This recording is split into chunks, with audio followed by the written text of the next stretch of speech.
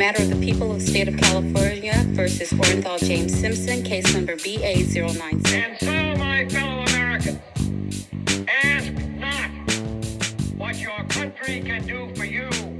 Ask what you can do for your country. Okay, Taylor, what's your banter for the week? Well, I told you I just woke up, but I did do all my work, my outline yesterday because yesterday was a day off, because the New York Stock Exchange is closed on Good Friday, and it was awesome. It was the best. I wish I had every Friday off. Are you a stockbroker now, and I don't know this? I am. It's because I'm a stockbroker. No, I work at a fintech company, Farz. I see. So, but we, so I went to a little coffee shop in town and I wrote my outline. It was the first nice day that I've seen in so freaking long. So it was really nice. That's awesome. That sounds like a fun way to do it. Yeah. And then I did a bunch of like errands. Today's Miles's birthday party. So I bought some stuff for that. And then we have Easter on Sunday. So I had to buy all that shit. And yeah.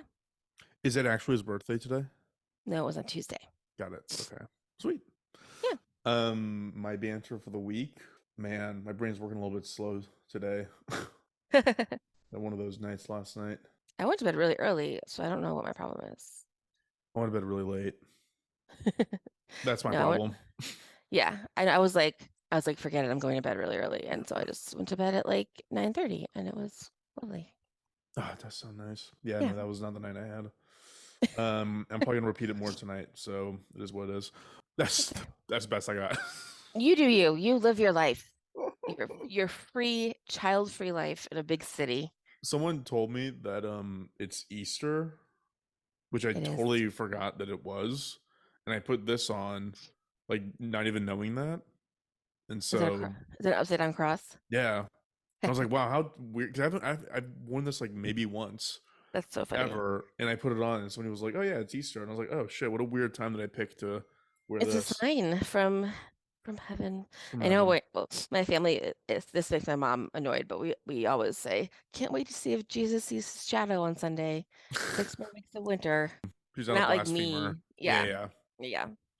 Well, let's go ahead and introduce the show. What's my tagline gonna be? Hold on. Yeah. Okay, I got it. All right. Welcome to Doomed to Fail, the podcast where we keep intermittently switching off who's the most tired person, and today I'm winning. I'm Farz. I'm joined here by my co-host Taylor. Taylor, how you doing? I am good. I'm up. I think I've been up for like a solid 5 minutes, so now I'm starting to feel it. I can see the sun. I had half a can of Diet Coke. So yeah. Isn't it weird? Like, I used to do this thing where because it's so obvious whenever I wake up and I go straight into a Zoom call. Yeah. And there are some times when those Zoom calls are happening at like noon, so I have no justifiable reason for having just woken up. And I'll just like sit in my room and just like clear my throat over and over again and shout and then whisper and try to get my voice to modulate enough so that it doesn't sound like I literally just woke up. I've been up for hours. Yeah. You sound just like it too. But yeah, so we're gonna be covering our red flag relationships. One is historical, one is true crimey. Taylor, is you go this week? Yes. Okay. I never remember, and you always keep me on the straight and narrow. So why don't you introduce your drink, and then you can say, well, actually, should I do mine first? You go first. Yeah, and then I'll go. So mine's going to be gutter and sewer water, because the people that we're covering are just gutter trash people that probably should have just been killed with a rock as children. So yeah, that's what I'm drinking. What about you? Okay. Well, that's really funny. Okay. This week, I'll go right into my story. We're drinking apple whiskey distilled by a very dirty man in a very dirty shack in the middle of the woods. But it's so is apple whiskey that is flavored with apples, or is no? I think it's just like moonshine. Like it's like whatever booze you can get out of doing that. Got it. Okay. I've never heard of it called apple whiskey, though. I think today you could probably get apple whiskey. Like I got like a peanut butter flavored whiskey one time. Like I think you could get that now. Was that Screwball? I don't know, maybe. It is disgusting. So you know how much I like my bourbon? I bought a bottle of Screwball when I first moved to Austin. I had that thing for like 2.5 years. I couldn't get through it. It was just so disgusting. I don't remember what it tasted like, but I remember it existed. Yeah, It's probably gross. not a fan. Okay, so I want you to try to guess far as what we're going to talk about. And we're going to get there because I'm going to do the second and maybe last installment of my weekly segment, which is called I Already Have Children. I Will Have No More. Here are some names I forgot to consider when I was having them, and I give them to you. You're welcome. It's a long segment name, but this is episode 2 of that. So I'm going to give you some names, and then you tell me if you know who I'm talking about. Okay. Okay. Love this. Cap. I'm just going to keep going, and then you let me know. John Z. Squirrel Hunting Sam. Skunk Hair. Cotton Top. Bad Frank. And Devil Ants. It all sounds like frontiersmen in Texas. Pretty close. We're talking Hatfields and McCoys. Oh, so good. We're on the border of Kentucky and West Virginia. So good. Okay. Yeah. So super excited. I did a bunch of research. I read the book Feud.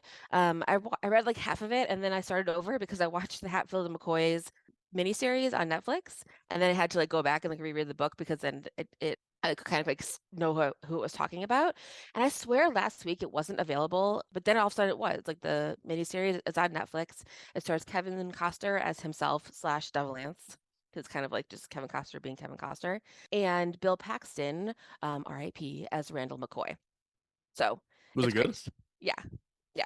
It's a 3-episode series, and it's very fun. Yeah, I'm into it. Yeah. It also ties back to my other stories in different ways. So one is the book Feud that I read. It opens up with the author talking about how JFK Jr. wanted to do a big story about the Hatfields and McCoys in George magazine because he was really interested in doing more like American history stuff in his magazine, but he died, so they didn't get to do it. And It's a then shame. I know, shame. Don't get into playing with a Kennedy. And then number 2, Eleanor Roosevelt was very personally invested in this community in Appalachia, in this like area, and she made a community called Arthurdale, which was like a place where they like built houses for people, gave them skills, and she was able to like help them kind of figure themselves out. It was pretty good. It was some parts of it were segregated, which is great, but it was still like a good effort by ER. So she spent time in there too. Also, my algorithm is hilarious because all the articles I get and like my pop-up news are like, now we know what Cleopatra smells like, and we found Anne Boleyn's necklace, and I'm like, oh my god, my algorithm is like out of control right now. I'm gonna blow my nose. Can you hold, please? Yes. Taylor's off camera blowing her nose. I don't know if I'm gonna leave this part in or edit it out, but just so y'all should know. Okay, I feel less sniffy. I'm back. Perfect. All right.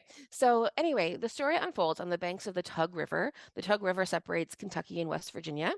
This land is very, very rough. It's scary, but it's not like Eastern Massachusetts scary. It's still just like, it's like very woodsy.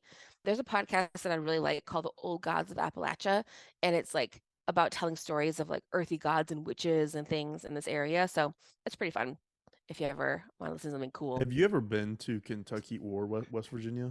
No. I've done Kentucky before, and it is it's Well, I've been to really Louisville. It's true. Yeah, that counts. Well, Yeah. I mean, like the countryside. Like No. it is it's incredible. It's beautiful for one, Yeah. but then it's the juxtaposition of that is abject poverty, which is really strange to see in a place that is that rich in natural resources. Like it's just you would think it'd be like a tourist hotspot, but I guess it's not because it's just like there's no like cottages to go sleep in, or like it just doesn't have the ambiance of like a Vermont, let's say. It's true. But it's beautiful. Yeah, definitely. I know there's like the Appalachian Trail. It's like really beautiful, and the whole area is beautiful. Yeah, so I'll tell you a little bit more about it. I also listened to some banjo music on Spotify to get in the mood. And by the time I was writing this, someone was doing Taylor Swift's Antihero in banjo version. It was great. So it was fun. The Native Americans didn't really live in this area. They used it for hunting. There's a lot of like bears and deer and animals and things that live there. The Tug River itself is not like the Mississippi. It's like pretty small. It's something you could like swim across. It's not like a huge river that divides Kentucky and West Virginia. And I'll share a map when I'm doing the socials, but everything in this story is within like 2 miles of each other. Like it's all very close. Everyone like lives really close to each other, but they live in different states because they live on different sides of the Tug. Right. So I looked at the demographics in the area today that we were talking about. It obviously isn't great. It's not like the worst in the country. There's a lot of people below the poverty line everywhere. It's like small town stuff. According to arc.gov, the high school diploma rate is approaching the national average. They're at 87%, but the bachelor's degree rate is still really low at 25%. So people are like getting out of high school, but not really leaving and going to college. Makes sense. There's a Diane Sawyer's 60 Minutes that came out in 2009. And I remember my coworker watching it and being like, it was crazy. I couldn't watch all of it, but I could find parts of it on YouTube. It's called Hidden America. And two stories that stood out. There was this poor girl, and everybody, like, nobody has teeth. Like, everyone's like really poor. And one girl was like, we're not like other people. We can't afford food after food after food because they like barely had any food. It's pretty sad. There was a guy who was a football player, and he had potential, and so he got like a little scholarship to college, and they were focusing on him.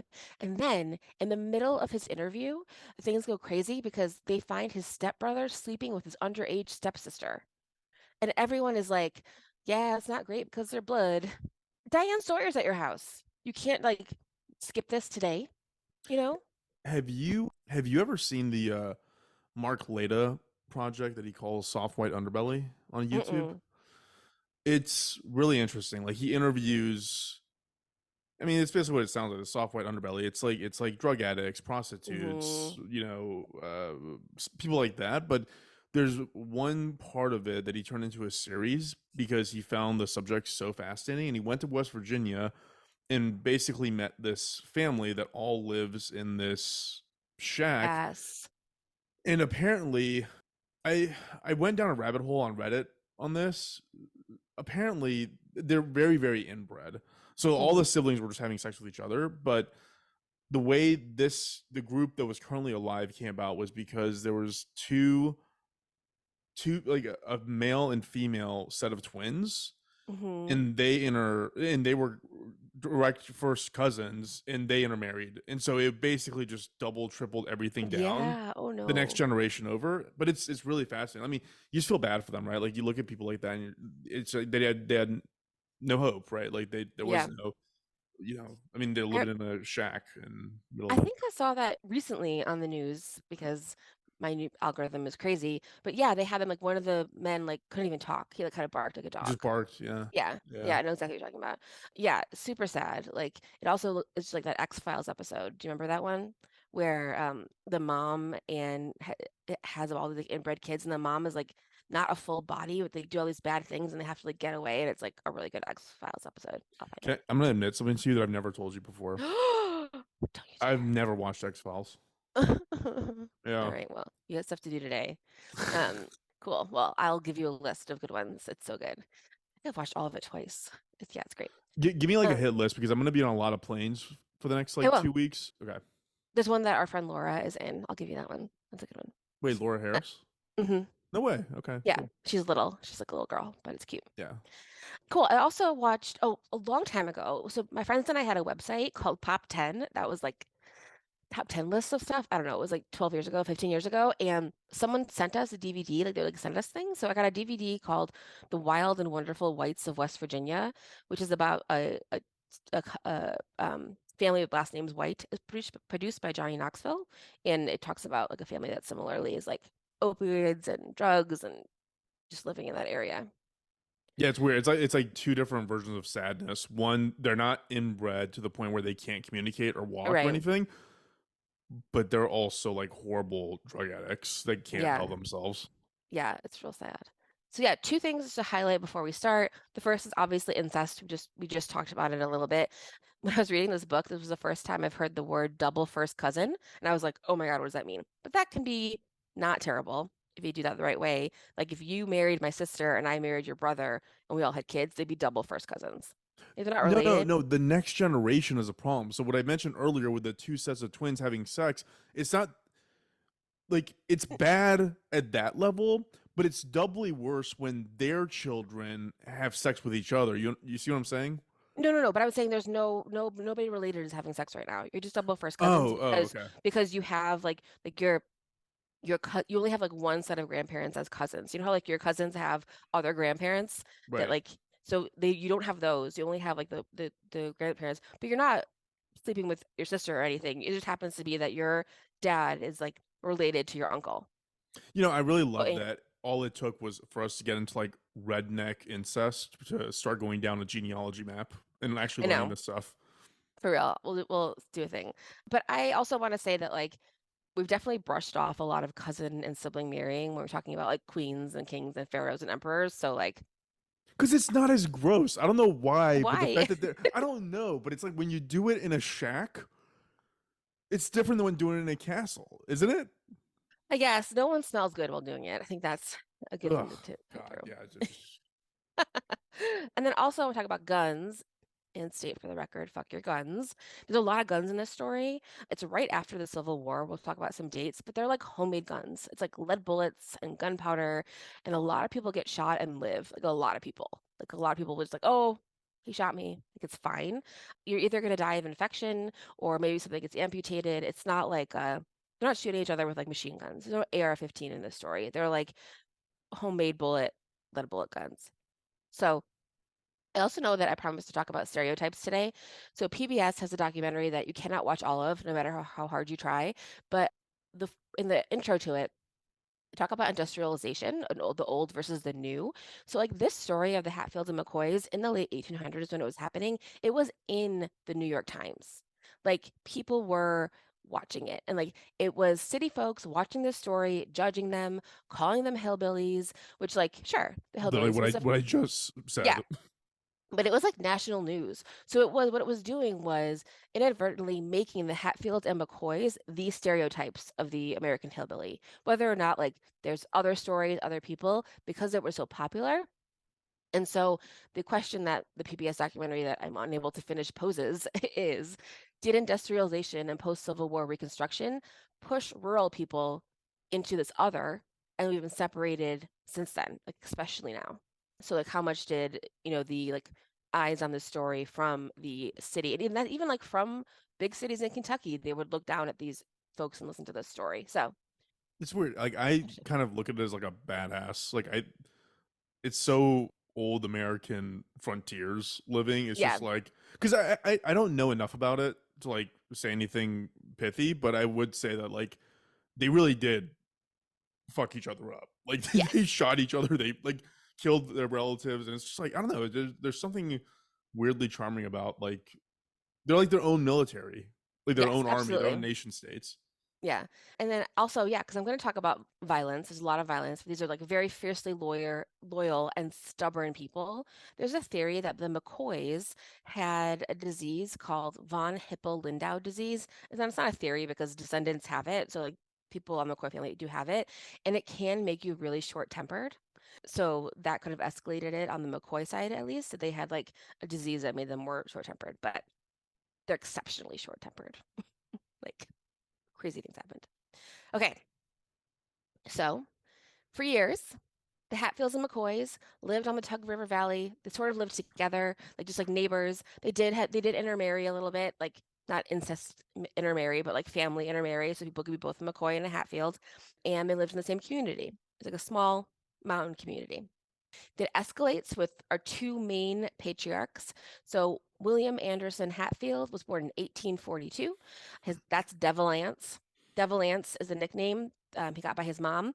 There's a story that when he was a little kid, like 10, he tracked a bear through the woods, and by the time he got to it, he had dropped his bullets and he couldn't kill it. So he was so mad, he kicked it. And the bear went running up into a tree, and he sat at the bottom of the tree for like 2 days until his family found him because he didn't want to leave because he was very stubborn. Wow. So Devilance is also Kevin Costner, if you want to picture that. Yeah. Okay. He married a woman named Levice Chafin in 1861, and they would go on to have 13 children. So there's a lot of kids in this story as well. And then Randall McCoy is a little bit older. He was born in 1825. He did marry his first cousin, Sarah Sally McCoy, and they would have 17 children. What is it about being poor and having a lot of children? I don't get how the two are correlated.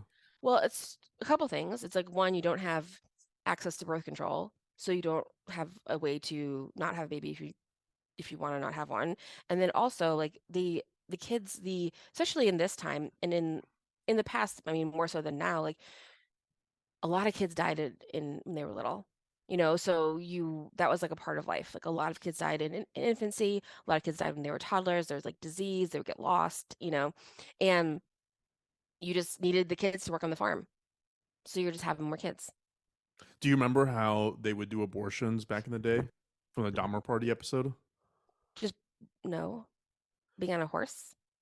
No, because during the Donner Party fiasco, a lot of women would just like get pregnant on the trail, and like that was the worst possible time to get pregnant because Mm-hmm. you're on a trail and there's no medical anything around. And so what they would do is they just find the biggest, strongest guy and put the lady on his lap, and he'd just have to shake his legs like really, really hard, and that would apparently induce the abortion. So it wasn't really scientific, but it apparently worked. Yeah, and I do remember from that they were like they wanted to do that because they were like, I can't have another baby. Like I can't have a baby on this thing. And like no way. Yeah, in a And that it was wagon. later. Yeah. Oh God, Yeah. terrible. So there's a tons of kids in this story. In the mini series, there are kids around, but there aren't like tons of kids. But like in real life, like it's like grandkids are the same age as the kids. Like it's just tons of people constantly having babies. So it's April 1861 and the Civil War begins. April 1860. So Yep. thank you, fact Yeah, check. So that tracks.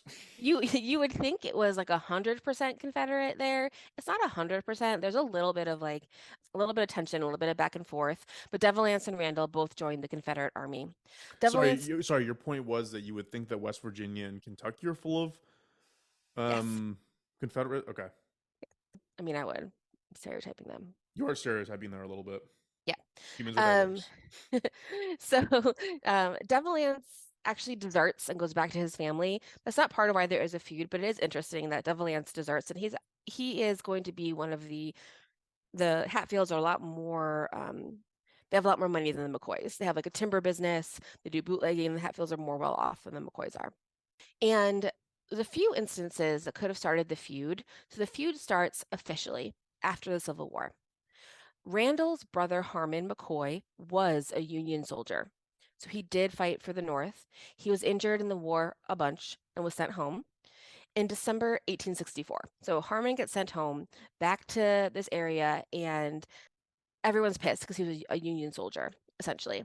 And the Hatfields are like, we're going to kill him. He was a Union soldier.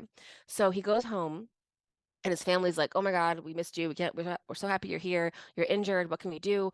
And within a week, he has to go hide because the Hatfields are going after him. And he goes and hides in the woods. They end up finding him because of footprints in the snow, because it's like January in the mountains. And crazy Uncle Jim, who is Devil Anse's uncle, he kills him. So he kills Randall's brother Harmon in 1865, leaving his wife widowed, and she has a bunch of kids that we're going to talk about later. Okay. So that's an instigating thing for sure.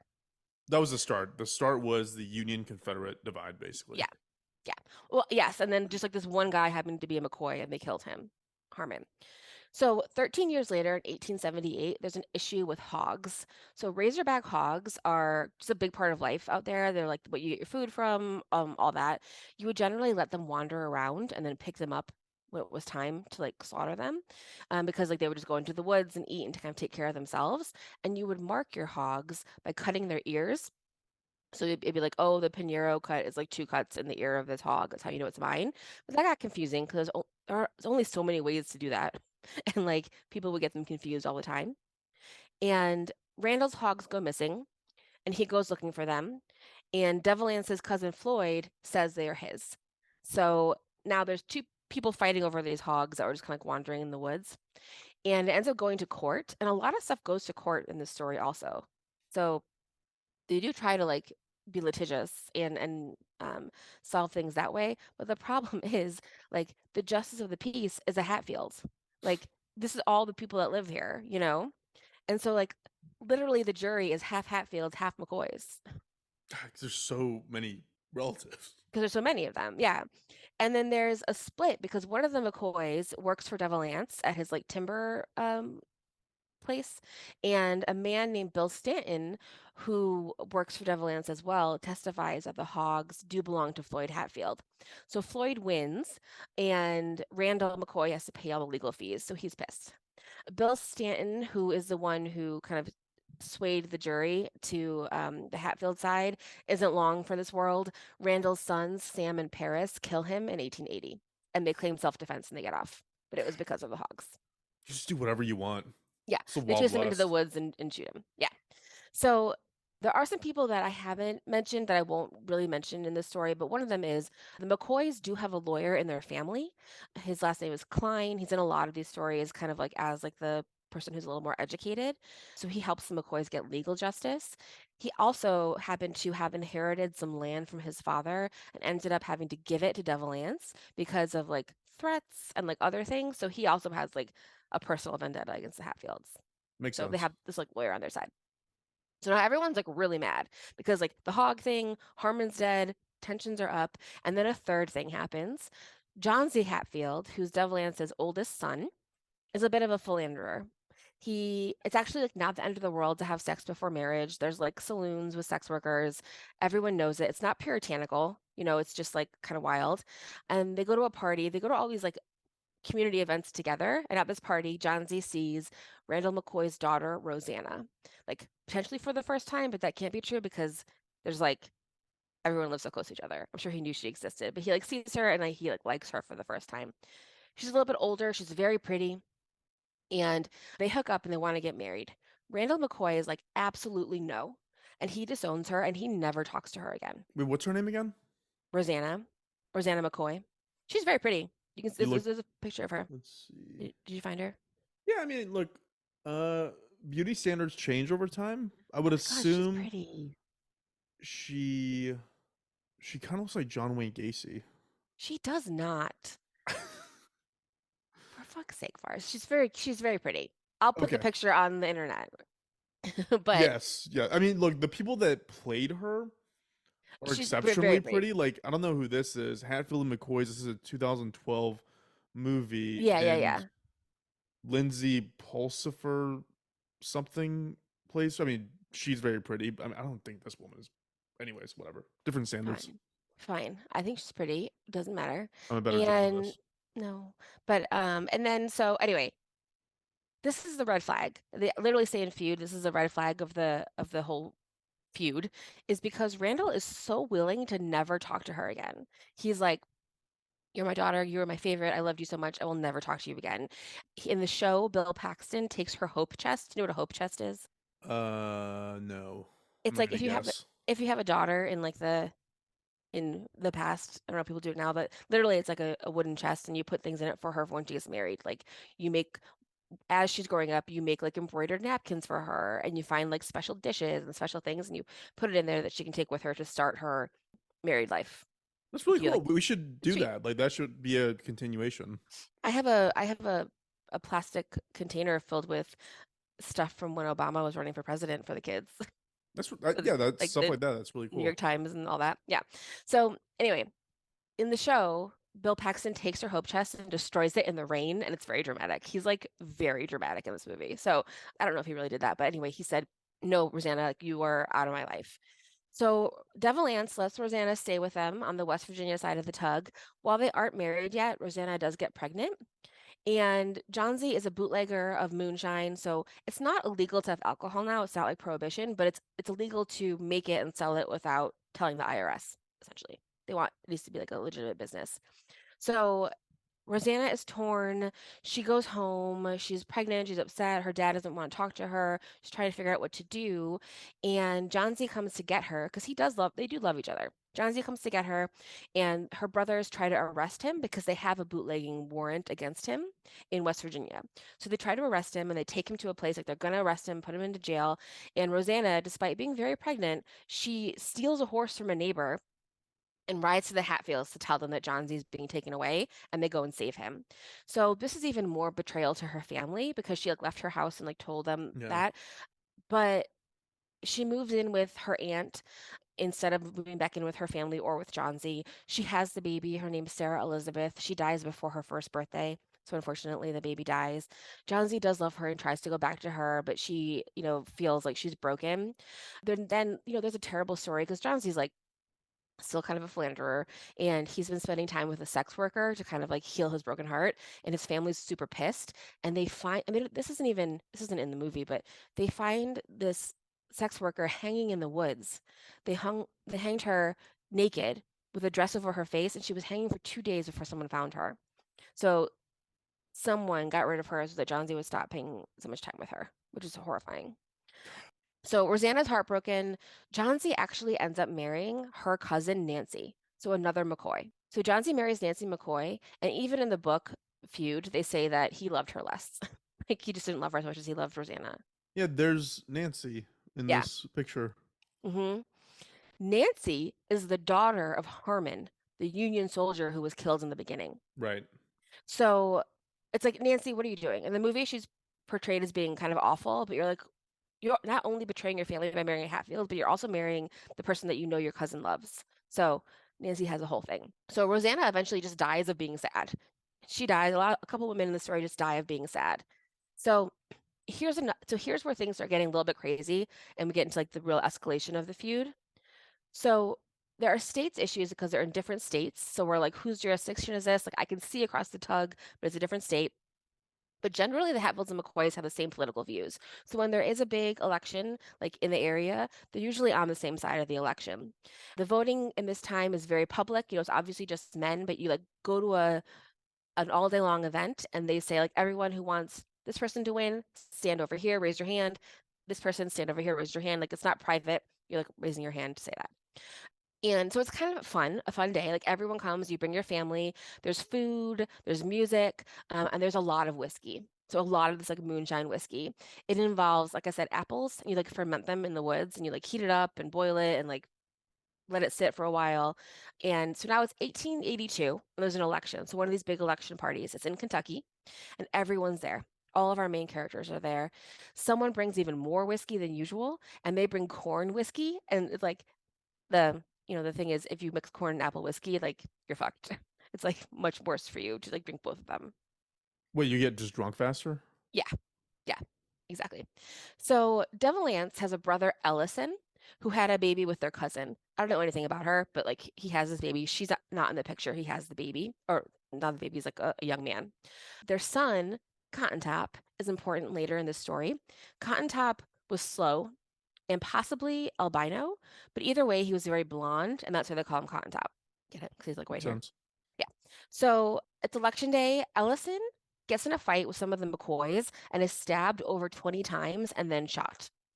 So they just got in this like drunken brawl over whatever, and the three McCoy boys, Tolbert, Farmer, spelled with a PH, and Bud, they are taken away by the law. The Hatfields are the cops in this area in Kentucky. So they take the boys to Pikeville. And I say boys, but they're not boys. Tolbert already has kids, like they're just like young men. And they take him to Pikeville in Kentucky. Ellison isn't dead yet. He's been shot once and stabbed 20 times, but he's not dead. And on the way over to put them in jail in Kentucky, Devil Anse and a posse stop them, and they're like, give him to us. Like, screw all the paperwork. We're going to take him to West Virginia and tie them up. And if Ellison dies, then they die. Like, we're going to do this vigilante justice. If he dies, then all three of these boys are going to die. They kind of like, even though they're like kind of the Hatfields are the law on the Kentucky side, he's like, we're taking them over to West Virginia. I kind of love this. It's like a lot. So they take the boys, they tie him up in an abandoned schoolhouse, and they're waiting to see if Ellison dies. So they're like, if he dies, you die, FYI, but they're just waiting for the news. And he's like definitely gonna die because he was stabbed so many times and shot. Yeah, they're probably hoping that like they're Yeah. able to kill this guy. So the boys are tied up in this abandoned schoolhouse. Poor Sarah, their mom, and Mary, who's Tolbert's wife, they come to the schoolhouse and they cry and they pray and they beg for the freedom. And the Hatfields are like, no, if Ellison dies, they die. Ellison dies, spoiler alert, from all the stuff. And all three McCoys are walked like a mile into the woods, tied to trees and shot. So the shooters are basically every single Hatfield. John Z's there, Devil Anse is there, Cotton Top, Cal, a guy named Skunk Hair because he had a big shock of white hair. They're all there, and they all just like shoot at the same time. Poor Mary, who's Tolbert's wife, just dies of being sad. So now, I mean, can you imagine? Three of her sons, Sarah's sons, were just like killed in this like vigilante thing. So she has that had the 17 children. 3 of them are dead from this.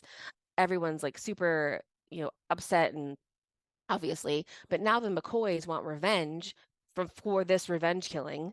And there's a man that comes to town who's a bounty hunter, and his name is Bad Frank Phillips. Cool So name. Bad Frank, yeah. The governor of Kentucky, Simon Bucker, appoints him a special sheriff, and Bad Frank comes to town to help the McCoys get the Hatfields for this vigilante murder.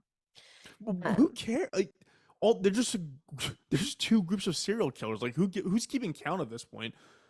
Just um, assume that all your family members are gonna die, and then you're going to kill theirs. Like, what?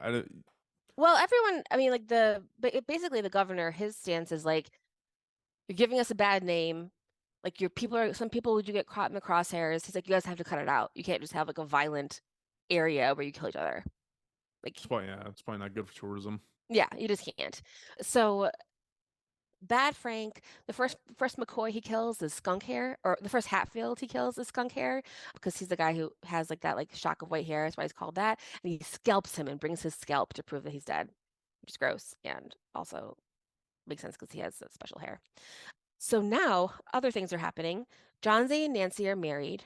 Nancy's brother Jackson gets into a drunken fight with a mailman and kills him. Just no one knows why. Got in a fight.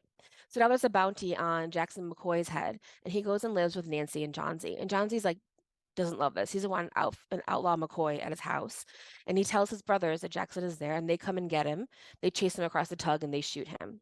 So now Nancy's mad because her husband told his family where her brother was, but like, what did you think was going to happen, Nancy? You're married to a Hatfield in the middle of this.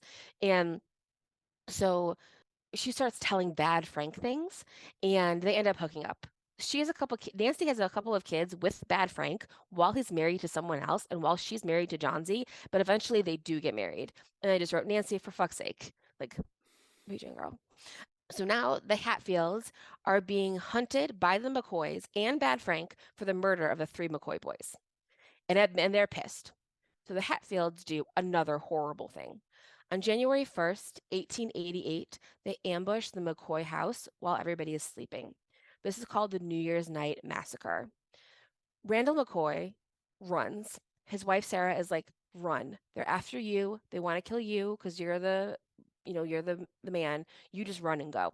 So Randall McCoy runs out the back and no one sees him leave. There's a couple other people in the house. There's a lot of kids in the house. There's Alifair is the oldest daughter. She's 27, but she's there to like help take care of all the kids. Tolbert's son is there. So one of the men who died, his son's there. Lots of other kids. Crazy Uncle Jim Hatfield, who killed Harmon, throws Molotov cocktails into the house, and now the house is on fire and it's full of women and children. One of the Hatfields, Cap, I've said his name a couple times, but he's essentially the meanest Hatfield, and he injured his eye in like a gun thing when he was a kid, so he has like one milky eye. And when he died in 1930, they found a bullet next to his brain, which they think maybe made him like so super aggressive. But Cap is there. All the Hatfields are there. They're shooting at the house. The house is now on fire. The women have buttermilk and a little bit of water, but they can't put the fire out. Wait, this is Cap, the 1870s, isn't it? it's 1888. Okay, that makes sense. That he died in 1930. Okay. Yeah, yeah. The women are trying to put the fire out. They can't do it. Cal McCoy, goes to the attic and tries to shoot from there. They had actually cut like holes in the attic wall to shoot out of, like a fortress, like a medieval fortress, even though it's a one-room cabin, if something does happen. So he's shooting out there. The house is filled with smoke. And Alifair, the oldest daughter, takes the children and runs from the house. They run up the back. Cap and Cotton Top see them, and Cap yells to Cotton Top to shoot her, and Cotton Top shoots her and kills her. So Alifair dies, and the girls run and hide in the woods. They hide for the whole night. They're going to end up with like frostbite injuries, but they get out. In the book, it says that Alifair lives long enough to say it was Cap and no one else who shot her when asked. I don't know if that's true, but if it is true, it sounds like she said it to be very nice because Cotton Top did shoot her, but Cap told him to, and Cotton Top was like not all there. Right. So that's super unfair. Cal, the McCoy boy, leaves the house. He's also killed. This is like Sarah has had so many bad days in this. So Sarah McCoy, the mom, is freaking out. She leaves the house. She knows Alifair is dead. She knows Cal is dead. She knows it's all because her 3 boys are dead. And crazy Uncle Jim hits her with his rifle and she passes out. She survives, but she's like laying in the snow all night because they have like attacked and burned down their house. That's horrifying. And now they have to get the Hatfields for doing this to the McCoys. So it's just like back and forth, back and forth. Between 1880 and 1891, like the height of the feud, over a dozen people died of the two families. So it's like a lot of people are dying because of this. There's a little battle called the Battle of Grapevine Creek to get the Hatfields arrested for the murder, and that involves more like actual law enforcement because the governor is really pissed. He's like, stop doing this. So they do go to trial, and on August 24th, 1888, 8 of the Hatfields and some of their co-conspirators are indicted for murder. It includes Cap, Johnsy, Robert and Elliot Hatfield, Ellison Mounts, French Ellis, Charles Giuseppe, and Thomas Chambers. Most of them get life in prison, which doesn't mean life because they get out, in a couple years. Johnsy gets married 4 more times after the story ends. So like a lot of them get to go out and live their lives. But Cotton Top gets sentenced to die because he's the one that killed Alifair. So this is a big deal. Like this is the thing that's in the paper. People come from all over. There's like thousands of people that come to watch this poor boy get hanged. He's the one who's not all there. Yes. And it's a big deal. Like people get hanged all the time in this area, but nobody had officially been hanged by the government in 40 years, and it would never happen again after this because it was just so awful. So poor Cotton Top is taken to the gallows on a wagon, sitting on top of his own coffin. They take him from the jail. Yeah, from the jail to the gallows. There's a picture, there's like one photograph of it. They string him up. His last words are, "The Hatfields made me do it." And he is a Hatfield. That's the last thing he yells because he knows that like Cap told him to do it and he didn't really know what was going on and he killed Alifair. So he's hanged. It's in the paper, all these things, and this is like sort of the end because it was so awful. What was so awful about it? Was it like did his neck not break? No, not like the hanging itself, but like the fact that after this murder of like women and children, and they like attacked and burned down the McCoy house, that like after that the justice was like hanging a person who was not all there. It just like got gross. People were just like upset. And it's sort of the spot in the miniseries as well where they're like, it kind of gets boring after this because they kind of are like, whoa, we really have done a lot. We should calm down. Like people are like need to recover. Like the McCoys need to rebuild their house. Like the Hatfields are all in jail. Like they need to like recover. Everyone is tired. Most of the aggressors are in prison or dead. And so that's how it kind of like peters out. So the highlights were those like the boys being killed in the woods, and then the McCoy house being burnt down. And the 2 men lived for a long time. Devil Anse doesn't die until 1921. He dies at the age of 81 of pneumonia. Randall dies at 88 after getting burned from a cooking fire. So he doesn't even die of old age. He dies of burns. In the miniseries, there's like this scene that's incredible where Bill Paxton now has a white beard and white hair, and he's like in his PJs and he's burning a bunch of like newspapers and pictures of his family and drinking whiskey, and it gets out of control, and that's how his house burns down. But everything else is it's a cooking fire. But he dies after a fire. And today, there's still Hatfields and McCoys living in the same place. Like there's still people there. There have been a few public truces. Most recently, in 2003, in the wake of 9/11, Rio Hatfield, who's one of the Hatfields there, and some McCoys signed a truce along with 60 members of both families. And this is the quote they say when they are signing the truce. They say, "We ask, by God's grace and love, that we forever be remembered as those that bound together the hearts of 2 families to form a family of freedom in America. We're not saying that you don't have to fight, because sometimes you do have to fight, but you don't have to fight forever." That's nice. Yeah, that's it. I'm sorry. So 9/11 is what brought this to a conclusion? Yeah, because they were like, we can't be fighting inside America. We have enemies. And I guess, it could be under any of the world wars. Whatever, they did it. Yeah. There's been a lot of other situations where America's been attacked. Pearl Harbor is a big one. I know. I don't know. That's what they did. That's what they did most recently. Hey, so where do I find the miniseries? What is that on? It's on Netflix. Okay. Perfect. Yeah, it's called Hatfields and McCoys. 3 episodes. That's It's fun. fun. A lot of Yeah. shooting. A lot of great accents. I love that stuff so much. I think the Mm-hmm. longer I've been in Texas, moving back, the more into it I've gotten. It's just it's old timey. Every like, I was thinking like when you were talking, I was like, they should create a new category of serial killers, which is like families. Like it's not like one person necessarily killing Mm-hmm. people in succession. It's like this one family just had this like or well, these two families had this bloodlust, and Mm-hmm. they really executed on it. Yeah, so many people died. And so many people were like permanently injured, and it's like a time when, it's and during the Civil War, if they shot you in the leg, they cut off your leg and you probably died from blood loss. Yeah. It's not like the height of medicine either. So a lot of people, yeah, just getting hurt and hurting each other because their feelings are hurt because, they think they were betrayed in some way. It's like when you tell someone to like calm down because they're like, that guy said something to me and like won't calm down. And you're like, who cares? But like escalated times a bajillion. Wait, how did you come up with Hatfield and McCoys? Like, what was the impetus for that?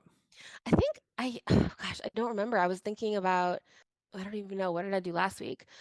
I think I was just, I don't know. I don't know. I don't know where they came from. I have like a list of ideas and I like, kind of go through it sometimes and then I'll be like, oh, what about this? And then I just whatever. So I started this 2 weeks ago because I had to read a book and watch a miniseries. So, what's the red flag? Well, I think in the book they specifically say the red flag is when Randall McCoy disowned his daughter for being with Johnsy, like that was like a no turning back point. And it's like the red flag is like these these perceived injustices, some of them obviously are real because people died, like to escalate to just madness. So you just like get so angry that you can't do anything but like avenge it. And that's like the red flag. Also, like if you're a McCoy, don't marry Hatfields. Yeah. Just don't.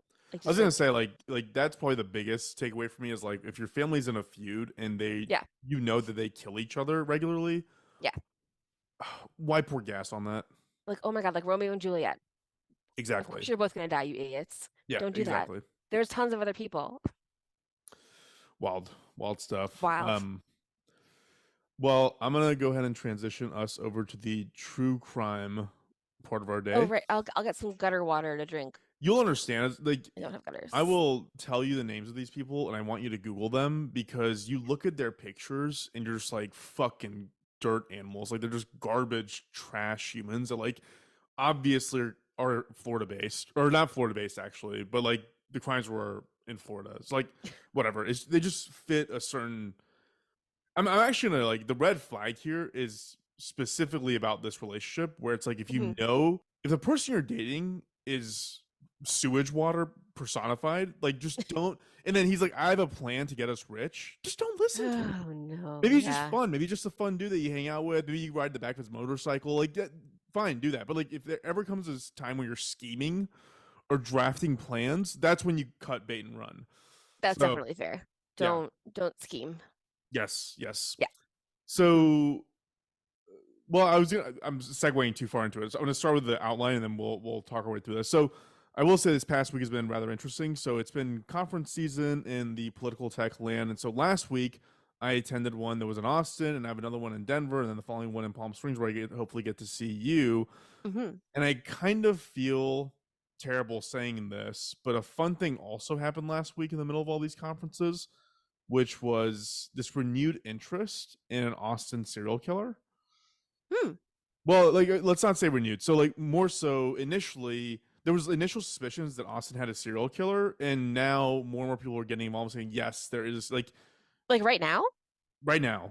Like Whoa. we're living in this moment right now, which is like I shouldn't be so excited about it. I know No, it's these exciting. people had families and God love them, but it is kind of awesome to be in the middle of it. Unless I'm a victim. But apparently, so between 2008 and now, about 30 men in their 20s to 40s have been pulled from what is now called Lady Bird Lake. It used to be called Town Lake. Basically, it's that iconic lake in the middle of central Austin that people paddleboard on. Uh-huh. The police aren't really saying much, which is they're just basically saying these are drunk accidental drownings. Yeah, no. With Not this for a bunch of this them. yeah, with this Facebook group that popped up, like all these people are like they know these people and like no, I was with him that night. He wasn't drinking. Or somebody's in there is like, my son doesn't swim. He can't swim. He's terrified of water. He would never willingly go into water. It would never have happened. Yeah. So this Facebook group just like exploded in popularity, which is I'll invite you to it. I feel like you'd really get a kick out of it. Or Blair, I mean, Blair's probably already in it because it is Yeah. the biggest thing in Austin right now. Whoa.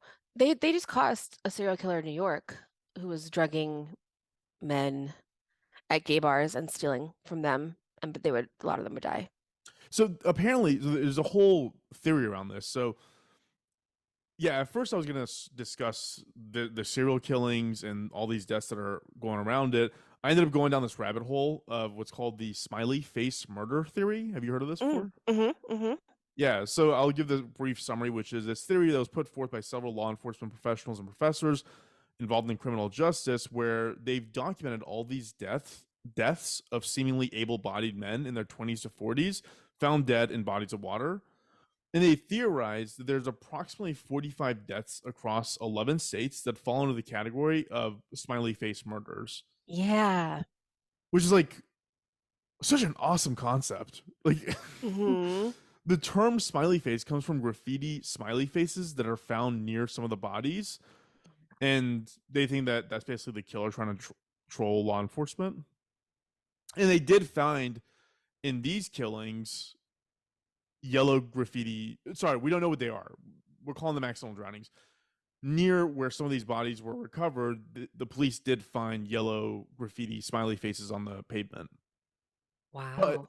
But it could have been someone trolling, right? It might not even be the killer. It could be just It also a could have goof. been, I definitely looked up, I feel like I read something about it where it's like, it could also be just like a coincidence, Yeah, it could also be a you know? coincidence. Yeah, But like also like I don't know how many coincidences you need for it to like be a thing, but they were like, there's if you're looking for smiley face graffiti, you're gonna see it, that's fair. But also like it could be more than one person. There's so many fun things it could be. I Fun as mean, in like, you know what I mean?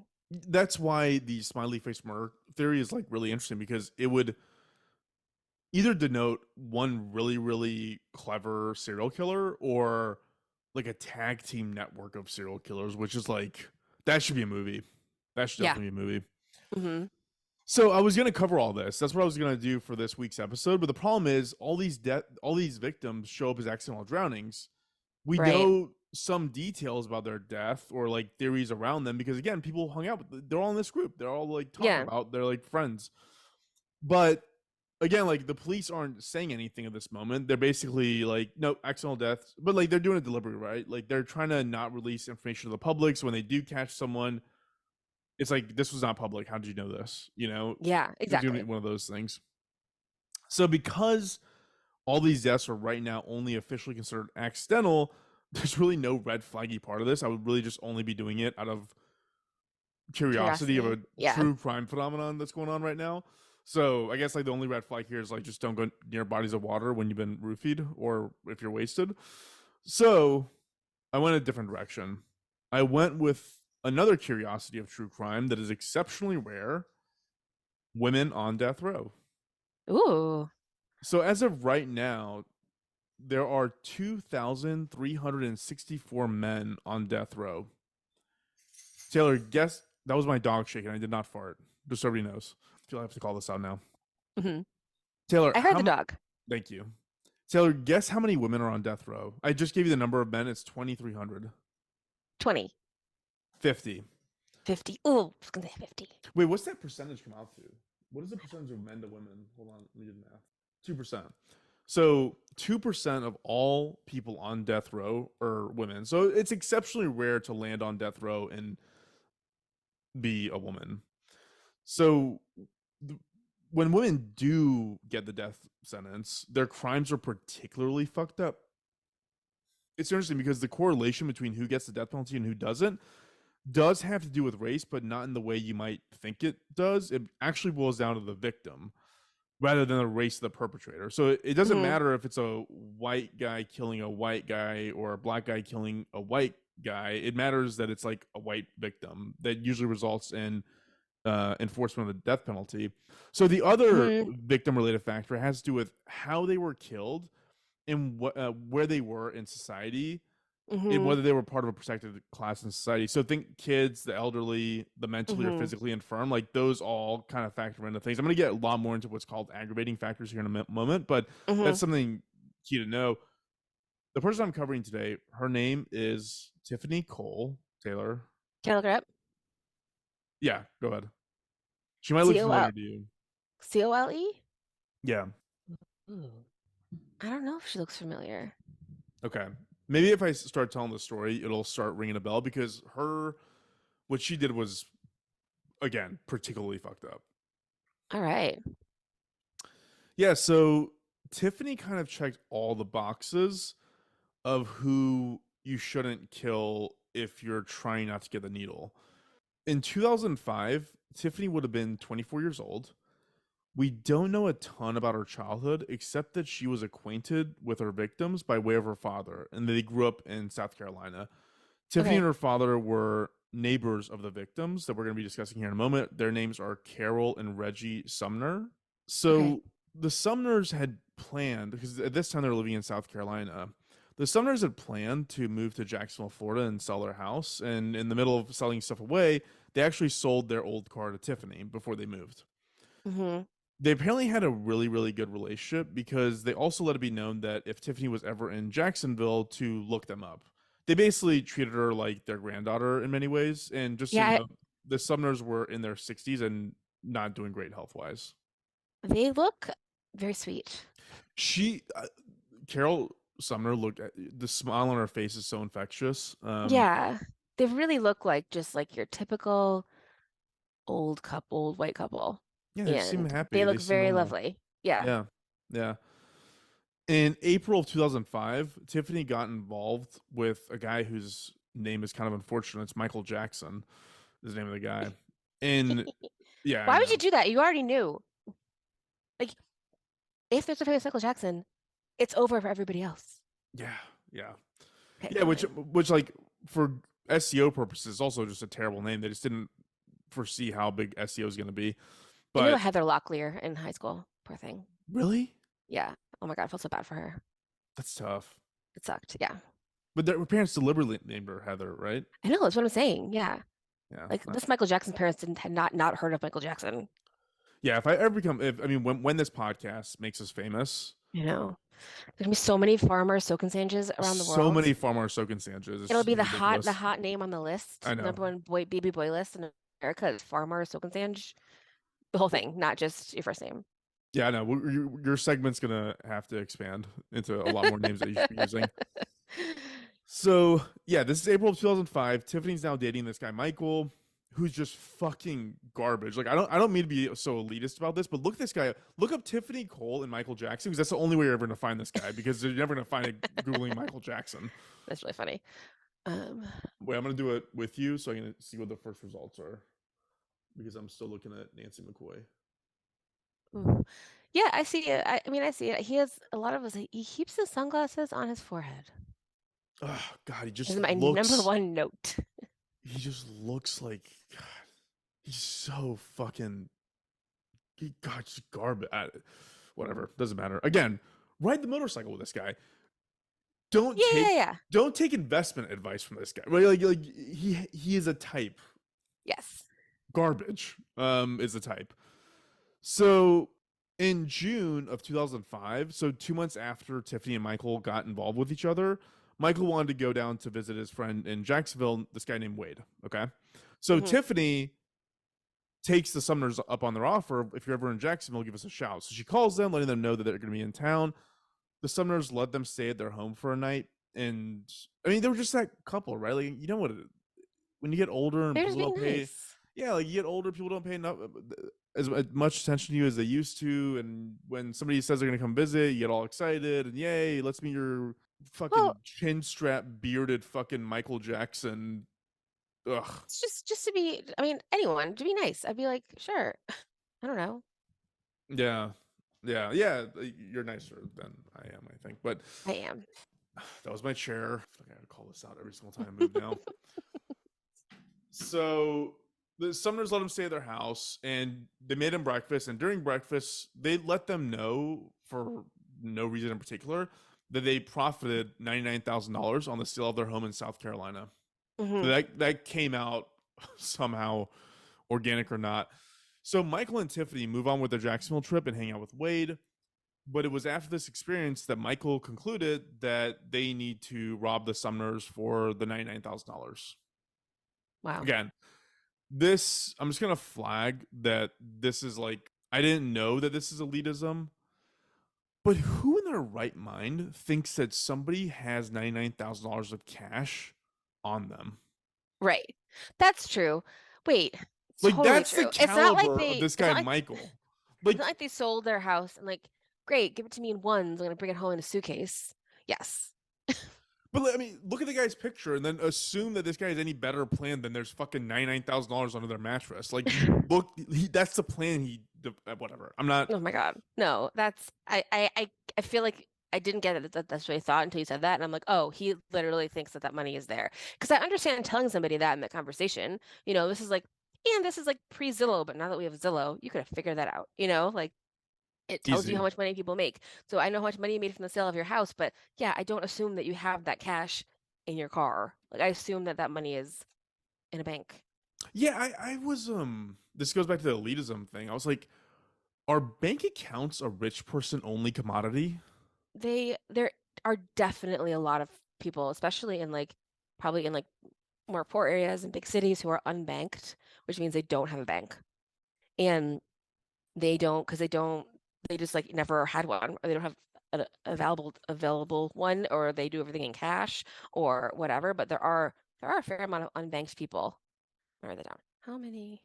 This is the silent portion of our podcast. Approximately 5.9 million people are unbanked. So that's 4.5% of US households don't have a bank account at all. Yeah, I would assume that that has something to do with like, what's that term? Redlining, where like you weren't allowed to, like, certain cities were set up in a way that they were like Yeah, deliberately force minorities into, definitely. and Yeah. they also don't have post offices, they don't have grocery stores, they don't have banks, right? Like, Hmm. but this guy's Hmm. white. Like, I don't like. I mean, you see his picture. Like, I don't know. I mean, he just doesn't seem very smart. Yeah, and also the other thing I wrote here, like, again, like the elitism part of it is like Michael came up. So later, we'll explain this later on. So Wade, the friend that they were visiting in Jacksonville, and then Wade's friend Nixon were also in on this plan to rob this elderly couple. They kind of put all this together on their own. Hmm. I wrote here. I was like, I don't like it. My friends are like you, Taylor. Like, I don't. Right. If I was like, hey, let's go fucking knock over a feeble elderly couple, like, who do I ask that of? Like, I have no No, yeah. friends to do that with. This guy just tripping over them. The first guy he sees after devising this plan is fucking Wade. And then Wade's like, hey, not only am I down, my buddy Nixon is also like super chill Oh with my this God. idea. Like, again, I don't have these thoughts in my mind, but like, it's just interesting that this guy just trips over three willing participants Yeah. a Well, minute after he comes with this plan. it's definitely a different circle than your circle. Did you ever watch The Good Place? Yeah. Remember how the one guy from Jacksonville, he died because he was trying to rob a store and they put him inside a safe to put in the store, but he brought a snorkel so he could breathe, but they didn't have anywhere to put the snorkel out, so he suffocated. I don't remember that. And that's how he died because him and his friends were trying to rob something and they were trying to sneak him in. That is a Jacksonville death. I will say that. Yeah, just reminded me. So yeah, I guess I So need yeah, I mean, to. I feel like there's a portion of like how do you he obviously like there it's a I mean I don't think that Michael Jackson came from a place where he like had a lot of like access to education. It sounds like, you know, and that can be like part of the tragedy too. If you're like come up with these ideas like aren't very good. There's literally no way in hell I can look at these pictures and look at that disgusting chin strap fucking ginger beard Oh, and so also 2005. stop trying to make excuses for this I'm guy. making He's a couple awful. excuses. Well, I know I'm just okay. Keep going. What? Listen to what they did to this couple, No, and then they're make terrible excuses. people. I'm not making excuses for all the terribleness. Okay, so at this stage, so we got our four participants in this. We have Tiffany, Michael, Wade, and Nixon. So this is when the planning gets involved with this party of four. So part of the planning here will basically give away the end results, but I'll try to maintain some suspense here. Okay. Nixon was 18 at this time. Mm. Actually, Wade was also 18 at this time. Tiffany and Michael were the same age. They were both like 23, 24. Hmm. So Nixon's job was to steal 4 shovels, not buy, steal. Tiffany was responsible for renting a car, which I don't even get. Like, how would renting a car under your own name and driver's license obfuscate anything? I didn't see what the logic of it. It was just as good to drive her car that the Sumner sold her than to rent one. Right. Then the 4 of them went to find a remote location in Georgia, right across the Florida border, and dig a giant hole, basically. This part of the country is terrifying. It is so hot. It's so humid. It's Hmm. so full of mosquitoes and animals that you hear in the distance that you don't want to come across. It is terrifying. Oh my God, like alligators and snakes. Yeah, like in a moonless night, like there's nothing. Like you see nothing. It is Hmm. just swamp. So, anyways, they go to this location. They start digging the hole. The hole itself is 4 feet deep and 6 feet along all 4 sides of it. Okay. So that's the dimensions that we're talking about here, which like couldn't have been easy, right? Like that's like No, a pretty damn big hole. no, I've been planting flowers and digging like a little. Well, I'm also on like pure sand, but it's hard. Yeah, yeah, yeah. It's part of it where I was like, this had to take so long, and you're like thinking to yourself, like, what's coming next? Like it's already been Hmm. devised, and there's no, I don't know. Michael must have been just a complete charmer, just convince these folks to do this. Hmm. So we're a month from when Tiffany and Michael first visited the Sumners. So we're in July now. Hmm. I'm gonna get into the crime now, and I want to replace that or preface that by asking you to. Oh, you already did. Never mind. This is a part of the podcast. I'm gonna ask you to look up the Summers and tell me what you think. But you Yeah, did, very and nice. yeah, yeah. So that And that I think was that's also like why wouldn't you talk is like let your neighbor kids stay at your house? I would totally do that. Like if any of the kids I know in town right now in 10 years were like, "Oh, I'm back in town." I'd be like, "Oh my God, stay here." Like I would never I just yeah, wouldn't think, you know? yeah. I mean, that's the part of the predation that Tiffany brings to this equation that makes it particularly awful what ends up happening to them Oof. because she didn't know Michael or Wade or Summers didn't know Right, Michael or Wade or any of these guys. Like it was Tiffany who knew them and like brought this gaggle of morons into their lives. man. So on July 8th of 2005, the foursome drove to the Sumner's house, and Tiffany and Michael parked outside while Nixon and Wade went up to that house. They knocked on the door and asked if they could use her phone. Carol let her in despite being strangers. She just saw 2 lost 18-year-olds and wanted to help because that's the kind of person she was. Ugh. You just don't think that it'd Yeah. be this bad. Yeah. Once inside, Wade tore the phone cord from the wall, and Nixon held Carol and Reggie at gunpoint, put them in the bathroom, and then duct taped them so that they were bound. Mm. Wade used a walkie-talkie to tell Michael that they were tied up, and he made his way to the house. While this was going on, apparently Tiffany drove the rental car around, so it wasn't weird to just have someone sitting outside in the rental car. The 3 guys ransacked the house looking for money, valuables, just anything. $90,000 in cash. Okay, continue. Carol and Reggie were then taken to their garage and put into the trunk of the Lincoln Town Car they owned. They're Mm. bound up still. Wade and Nixon drove the town car while Michael and Tiffany got in the rented car and started driving out to the place in Georgia where they dug the hole. Why? That's the Don't thing. don't kill people. Like that's Do not kill it's people.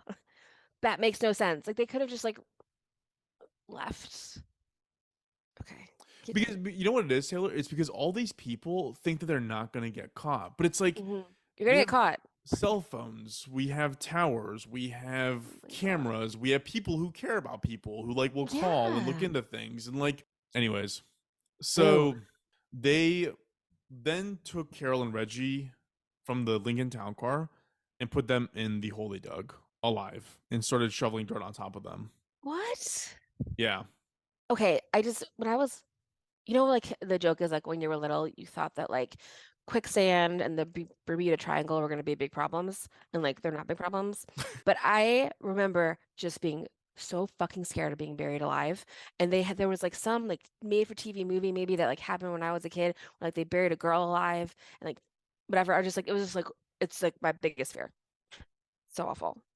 Yeah, I would. I mean, rightfully so. I think Yeah. Yeah, this would remind me of that. Do you remember the scene in Casino where they beat Joe Pesci and his brother with Mm-hmm. baseball bats in the cornfield and throw him alive into the hole? Mm-hmm. It was basically that. Like, except they Ugh. didn't beat him. They literally just, they were able. They were well. They were old and feeble, so they couldn't really protect themselves. But they were just sitting in this hole And they were duct taped. and a But duct tape. fuck. So, spoiler alert: when the bodies were eventually found,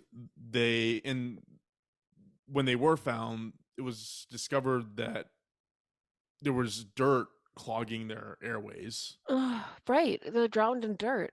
They Oh my literally died God. of being buried alive. I'm like, that's just awful. Yeah, What a terrible way to die. I can't imagine how scary and awful, because like Yeah, you see your wife is next to you I and then know. it's like, oh god, so bad. So sad. Yeah, apparently Michael had originally devised a scheme where he was going to inject them with medication to kill them first. But what was He Michael? has no idea how to do that. Where was he going Yeah. to inject? First off, does he know how to like where? Does he know what blood vessels are? He doesn't know what bank accounts are. Does he even know where to find a blood vessel? Would he know what to point to? Like this is No, not he's the just like watched guy. a bunch of movies and been like, oh, I'll just like inject them with something. You don't know what that is. Like, what could that even possibly be? Yeah.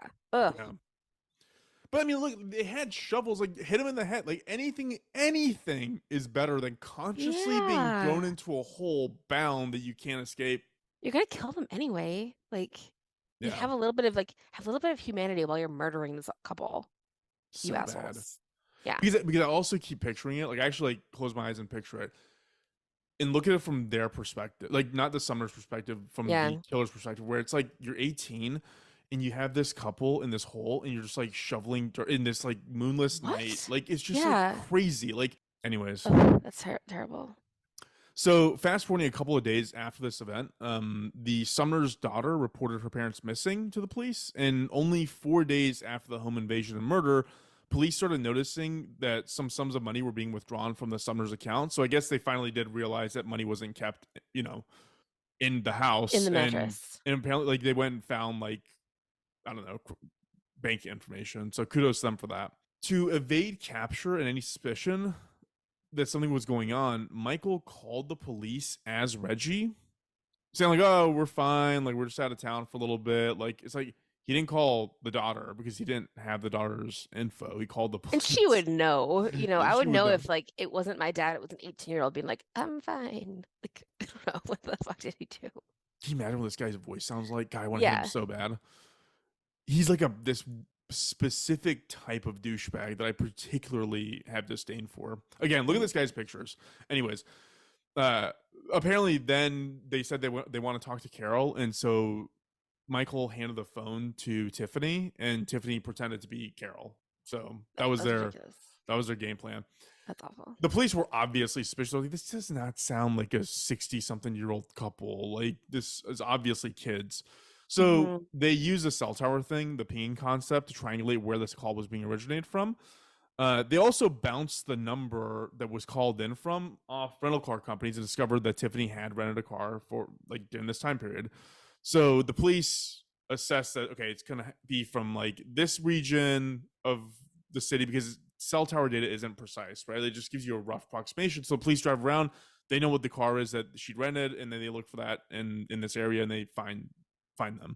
So Hmm. they were all holed up in a hotel while Michael, Wade, and Tiffany were holed up in a hotel, and there they found all the Sumner's info, like the shit that they stole from their house, basically. Hmm. So obviously they had enough at this point to arrest them. Nixon was the only one with the decency to plead guilty. Again, he was only 18 and really like the least involved in any of this. Wade just sort of dragged him into it. Michael and Wade were found guilty of 2 counts of first-degree murder and given 2 death sentences each. Tiffany was convicted of 4 counts of first-degree murder, 2 counts of kidnapping, and 2 counts of robbery, and she also got 2 death sentences, but they tacked on stuff too, right? It's like 15 years for the kidnapping. Right. 20, it's like, who cares? You got the death sentence. Like, it doesn't matter. Right. So I went down a bit of a legal procedural rabbit hole here because the death penalty in general just fascinates me, and the cases are really, really interesting. So in death penalty cases, there are mitigating and aggravating circumstances when deciding on the appropriate punishment. For example, a mitigating circumstance could be, hey, here's a history of emotional and sexual abuse this person was on the tail end of growing up. Maybe factor that in when you decide how bad of a person he turned out to be. Or an aggravating circumstance can be things like the manner of death or your previous charges or like other elements that are like, this makes it so much worse, right? Like you counter these two, Right. mitigating versus aggravating, decide whether or not a death sentence makes sense. And I remember this from living in Florida at the time when this case was going on. Florida was one of the few states where you did not need a unanimous vote for death. You need majority vote for death. Yeah. So very unique. On the aggravating circumstance, when it comes to manner of death that they look at, there's a concept called HAC, HAC, which stands for heinous, atrocious, or cruel factors. So again, because it's a law, all these things get further defined. So heinous literally means, in this within the legal framework, means extremely wicked or shockingly evil. Atrocious means outrageously wicked and vile. And cruel means pitiless, designed to inflict a high degree of pain or utter indifference to or the enjoyment of the suffering of others. So because of the manner of death that happened to the Sumners, Tiffany Case obviously qualified for hack aggravators because it was just an insanely cruel way to kill somebody, basically. Yeah. Tiffany, on appeal, said that the hack aggravators were incorrectly applied to her case because she didn't have actual knowledge of how the team, the 3 other guys, were going to kill the Sumners. She was like, yeah, I made all this happen because I brought them to the Sumners, but I didn't know this is what they were going to do. The appellate court agreed with Tiffany's argument because nobody could prove she designed or had any hand in how the Sumners were killed. But the court also concluded that if the hack aggravators were struck, it wouldn't change anything. It wouldn't make a difference. She'd still like, it wouldn't, like, because apparently I went and read her the appeals motion filed by her lawyers, and Tiffany had 7 aggravators. Hack was only one of them. So the other aggravators that she had were having previously being convicted of another capital felony, because legally, like, one died. They didn't die at the same time because, like, you can't prove any of that. So, like, because one was after the other, in sequential order, she was already convicted of a capital felony, even though it was the same murder, right? Oh my God. The murders were committed in the course of a kidnapping, which she did get 15 years for, so though she was convicted of that. The capital felonies were committed in a cold, calculated, and premeditated manner. Definitely that. They were committed for financial gain. Definitely that. They were committed to avoid or prevent a lawful arrest because because the assumption was, we'll kill them and then nobody will know we did this, right? Right. And the one I mentioned to you before, the very top of this, was the victims were particularly vulnerable due to advanced age or disability. So that's a big aggravator right there. It's like you took advantage of the weakest of society. Like, you deserve the worst of society. What are these pictures of them, like, in a limo drinking champagne? Was that after they stole that was money? after this. Yeah. Ew. Such garbage humans. Like, You just buried 2 people alive and you're like, oh, here I am in a limo drinking champagne, like, being proud of myself. Fuck you. Oh my God. They're, like, holding cash in this limo. Yeah, Gross. she's holding cash in her teeth, and Michael's flashing a champagne. It's like, what you did to these people is just fucking reprehensible. Wow. You're so proud of yourself. I know. Look how proud of themselves they are. Ugh. Yikes. Anyways, just looking at this guy's picture makes me so fucking angry. This is a terrible story. This is terrible.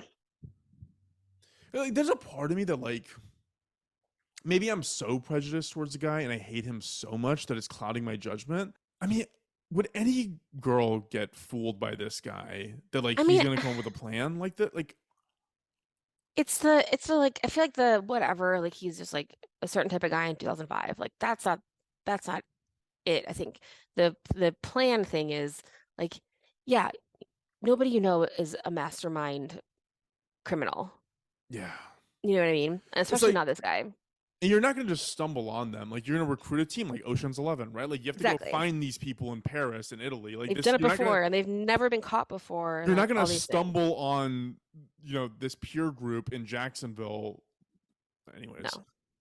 so long story short, so the fact that the appellate court reasoned that, look, we'll strike the hack, but you have 6 other aggravators that on their own would never made a difference to your case. Like, it would have, you still would be here. So Right. we strike one of your aggravators. So legally she won that argument, but they reaffirmed the sentence and the conviction. So she's still on death row. Wow. Yeah. Yeah. All 3 of them. Nixon's the only one who kind of got out of it because he Keep was just a stupid kid and didn't just Yeah. listen to, like, he was already the momentum was already in motion with or without him. So that's why they kind of yeah, I'm still looking at these pictures of the couple. They're so sweet looking. Poor things. They just were like normal people who trusted their neighbor because why wouldn't you? And then this. Ugh. That picture of her in that gray jumpsuit with the cornrows, Yeah. she looks like weirdly sinister in that one. Yeah, that one's a lot. Anyways, that's my story, Taylor. It sucks. It's awful, but yeah. God, they only killed wait, so how do they find them? Like obviously Well, like it was really easy, but what was that like? yeah, Like they where were they they? yeah, they went to the hotel because they triangulated, because they knew when they called the police to say, y'all are looking for us, we're fine. But it's like this guy calling you. Like, he doesn't Right, like they knew. he doesn't sound like a 65-year-old man who's probably chain smoked his entire life. Like, Mm. and then Carol is just Tiffany on the phone. Like, of course they're probably giggling to each other while they're doing Yeah, yeah, this. yeah. Oh, totally. They totally are. They're so proud of themselves. Like, oh my God, we're so smart. I can't believe we're gonna get away with this, all this money that we stole. They rented a limo. It's so dumb. Oh my god. I just realized that Michael has a neck tattoo. Oh man. And he's wearing a ruby and gold pinky ring. Why Ew. would you live? That is really funny. Dating advice by Farz. Literally, just look at this guy, and if the guy you're with gives you any of the same vibes, like, get away from him. That's fair. That's fair. And you're not dating a criminal mastermind. They're so hard to find. They're Criminal so hard to masterminds find are incredibly hard to find. Like, because they're criminal masterminds.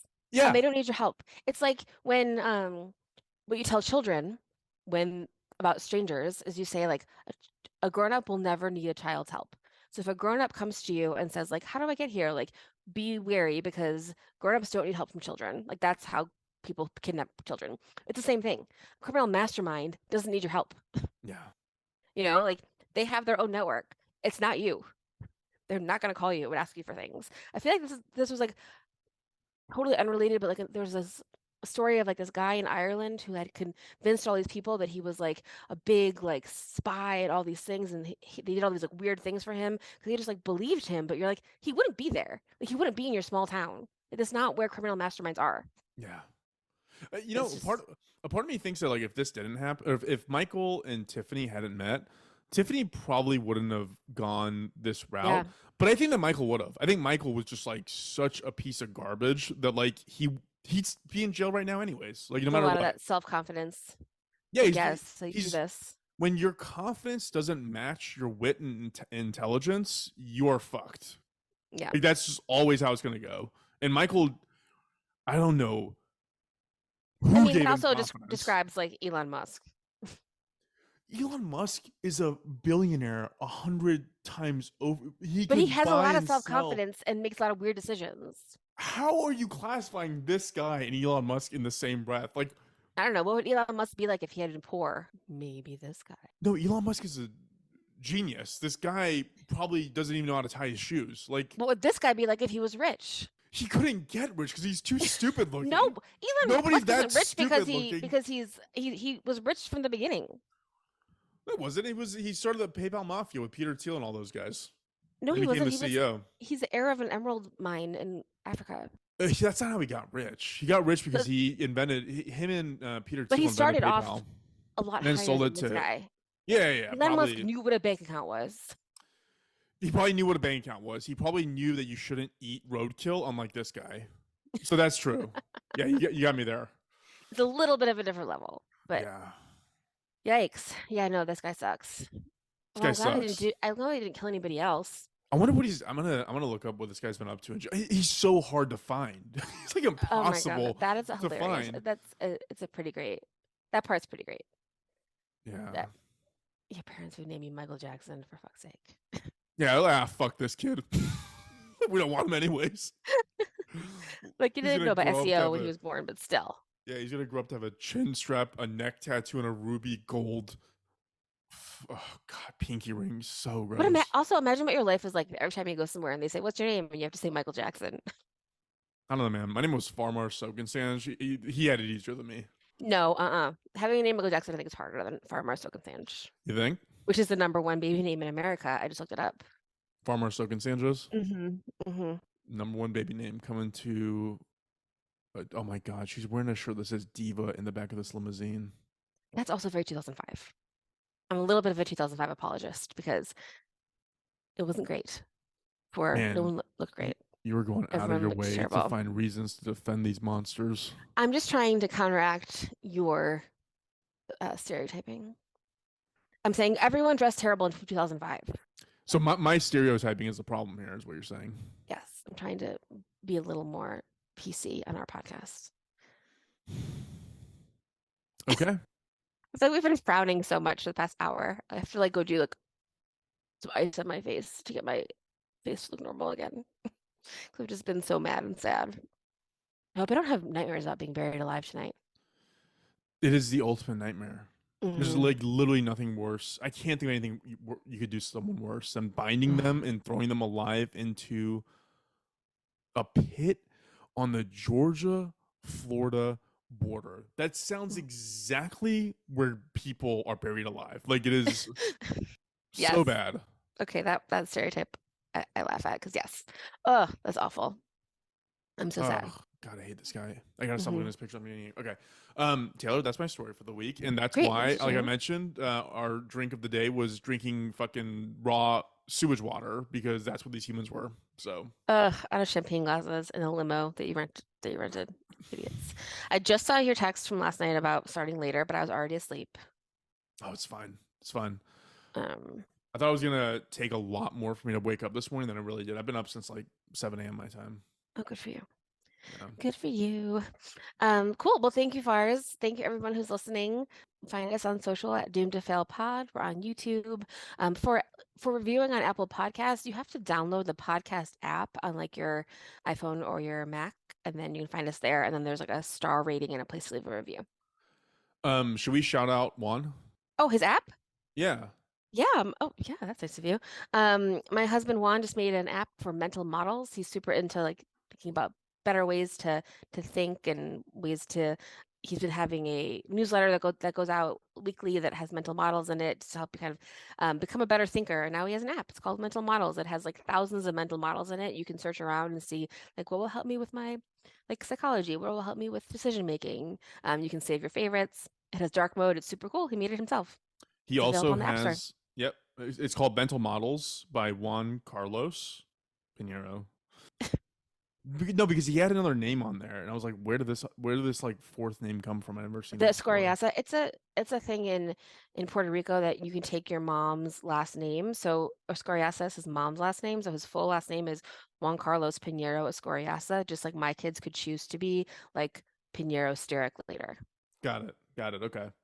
Yeah, I will. So look it up. It's a great app. I downloaded it, and if you're even remotely interested in how to think more effectively and efficiently, and you have like a particular drive towards that, then this is. I've learned so much just like going through it. So Oh, that's awesome. 10/10 recommend. So Awesome. Yeah. Cool. Thanks for sharing. awesome. Yeah, absolutely. Well, thank you, Taylor. Have a Thank you, great rest of Farz. your Saturday, and thanks everyone for listening.